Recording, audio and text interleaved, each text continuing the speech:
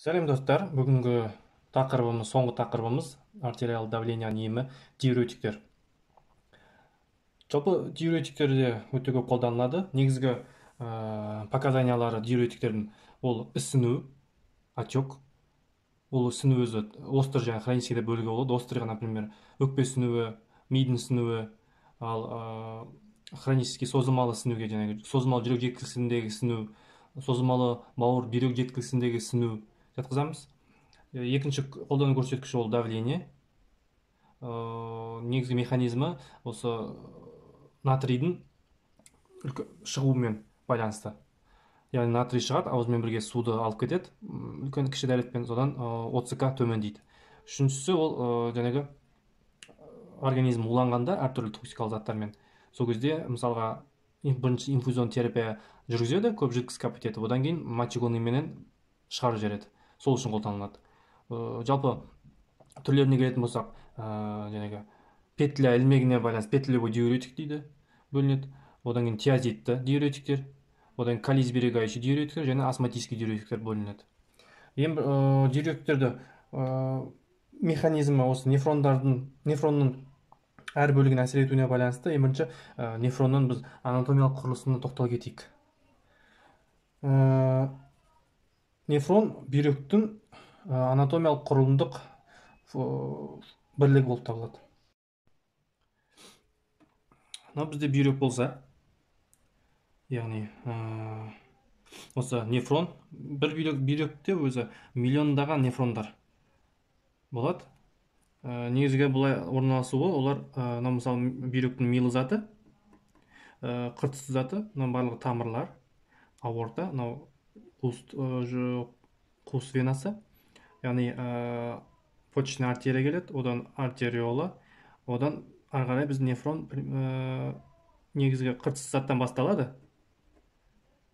Бұл жерде жаңағы қыртысты затында булмен капсуласынан басталады, одан кейін проксимальный извиток анализ, одан кейін петля ілмегі, одан кейін дистальды извиток анализ, одан кейін собирательная трубка. Яғни петля генлі ілмегі милы затын басып өтеді. Екінші нефрон тағы да осылай, үшінші нефрон, төртінші нефрон, осылай. Собирательная трубка дегеніміз жаңағы соңғы мочаны, вторичный мочаны жинайды ғой, ол одан барып, мұнда собирательная трубкадан неге барады? Мочеточкаға құяды. Яғни моча шығады. Одан мочевой пузырьға барады. Енді нефронның өзіне келсек. Ең бірінші бізде жаңағы афферентті артериола және эфферентті артериола құрайды. Осы фильтрациялың негізгі тамырлары артериялар ғана құрайды, веналар болмайды. Яғни бұл артериола келеді, мына жерде тор құрайды, капиллярный тор, одан эфферентті артериола. Бұл жерде айырмашылық, афферентті артериоладағы қысым эфферентті қарағанда жоғары. Және де афферентті артериоланың көлемі эфферентті артериолаға қарағанда кішкентай. Сондықтан келген біріншілік зәр обратно кетіп қалмайды. Себебі мына жерде размері кішкентай, диаметрі, бұл жерде қысым жоғары. Тағы бір ерекшелігі, осы афферентті артериоларда біз өткен тақырыпта айтқан жаңағы эпикустік гломерулар аппарат ренин бөледі дегенін, осы именно осы афферентті артериолардағы грануларлы клеткалардан орналасады. Яғни афферентті артериоларда бізде гранулалар бар екен, оның ішінде рениндер болады. Әртүрлі себептермен давление түскен кезде, либо ОЦК азайған кезде осы ренин қанға бөлінеді екен осы жерде.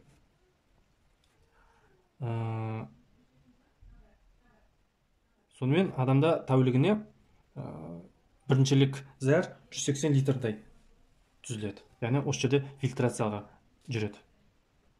Ол біріншілік зәрдің құрамы қан плазмасына өте ұқсас, өте пайдалы органикалық, биоорганикалық заттар бар. Фильтрация дегенімізде, яғни сондағы организмге керек заттар, молекулалық құрылымы үлкен заттар қайтадан қанға сіңеді. Ал одан қалған зәр емес, одан қалған жаңағы қан сұйық бөлігі ары қарай осы шумақшадан бумен капсуласына қарай өте бастайды. Шумақшаны қоршайтын капсула бізде бумен капсуласы. Бумен капсуласының ішіне осы фильтрат түседі. Оның құрамында әлі де организмге керек заттар бар. Бумен капсуласы ары қарай проксимальды извитой каналис дейді. Сонымен жалғасады. Проксимальды извитой каналисіміз генді ілмегінің проксимальды бөлігі, генді ілмегінің өзі және дистальды бөлігінен. Ол ары қарай дистальды извитой каналис, ол ары қарай жинағыш трубкаға жалғасып жатады. Бұның әр бөлігінде бізде әртүрлі заттар, элементтер су сіңеді. Например, осы проксимальды извитой каналиста натрий элементі, су, хлор ионы және бикарбонат қайтадан қанға сіңеді. Бірақ бикарбонат қанға сіңгеннен кейін замен водород H сутегін өзіне тартып алады. Проксималды бөлігінде генді ілмегінің су көп мөлшерде сіңеді. Бұның сіңуі үшін бізде осмотикалық қысымға байланысты, яғни петель ілмегіне қарағанда жаңағы мына жақта петель ілмегінің сыртында осмотикалық қысым жоғары, сондықтан суды өзіне тартып алады. Ары қарай дистальды бөлігінде кальций ионы, магний ионы, екі атом хлор, натрий, калий иондары сіңіріледі. Одан ары қарай барып дистальды извитой каналисте осы жерде жаңағы гипоталам гипофиз жүйесі іске қосылып, ол өз алдына бүйрек үсті безіндегі мил затындағы альдостерон гормонын бөліп, ол өзіне натрийді өзіме сіңіріп, калийді оның орнына замен береді. Натрий сіңірілді, хлор сіңіріледі. Ары қарай жинағыш түтікші собирательный трубкада судың вазопрессин гормоны арқылы су сіңіріледі. Сөйтіп, жаңағы 180 литр біріншілік зәрден мына жерде сіңіріліп, ең соңында тәулігіне 1 литр, 1,5 литр екіншілік зәр түзіледі. Бұл собирательный трубка ары қарай мочеточникке барады дедім. Мына жақта жиналып, мочевой пузырьға барады. Ал мына көрсетіп қойғандарым ол жаңағы артериялар, яғни эферентті артерия мына былай кетеді ғой, міне. Мына бәрі артерия ғой. Мына көктері вена. Мына жерде нефрон.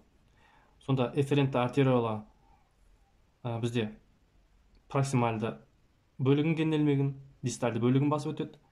Екінші бір тармағы генді ілмегін басып өтеді. Үшінші бір тармағы тоже проксимальды бөлігін, дистальды бөлігін басып өтеді де, ары қарай жинағыш түтікшеге келген кезде ол венулаға ауысып, яғни мыналар веналарға ауысып, ол ары қарай жаңағы жоғарғы қуыс венаға құяды. Жоғарғы қуыс венаға құяды. Негізгі анатомиялық физиологиялық құрылымы осындай. Құрметті достар, қандай да бір ұмытып кеткен бір жағдайлар болса, комментарийға жазып бөлісе отырыңыздар.